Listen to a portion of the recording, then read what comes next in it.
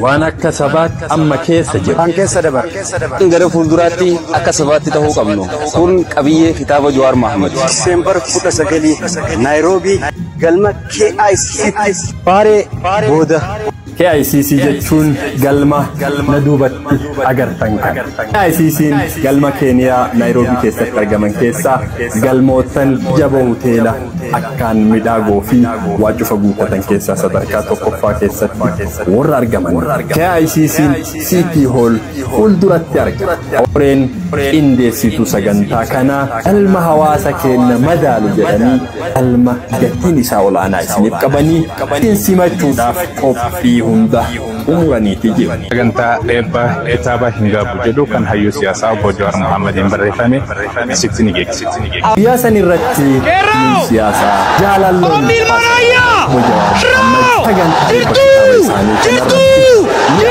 kasumas hayyon jirajara harimatu hawasni oromo biyota gara-gara keessa qabus heddu turrata asa oromo sabati sabnami Nairobi fi guutuu keenya keessatti argamtan sagantaa carraan sagantaa nama seenaa qabu sagantaa seenaa qabeessa kanarraa akkanafnee waamicha kabajaa isiniif dhiyeessina ayyan sagantaa kana irratti hirmaachuun geetii keessan akka تيكيتا غوسا سدي سنيف قباي Golden VIP darakaa tokkoffaa tikkeenni gatiin isaa shilingii 10,000 lammaffaa kan argamu silveriidha silveriin shilingii 5,000 dhuma biroonziidha shilingii 1,000 هنغاب hingab hingab hingab hingabbo hingab نوتيس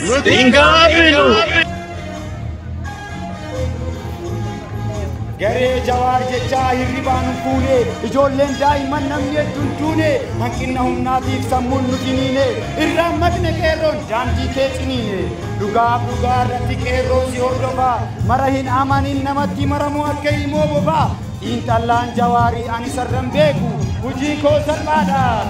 dhugaaf dhabeeku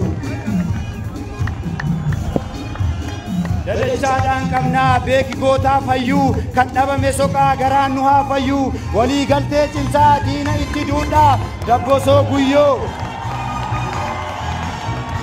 walii galtee cimsaa diina itti duudhaa dabbosoo guyyoo baqqalaa dawaan oonanii gammadaa tantamaa fuudha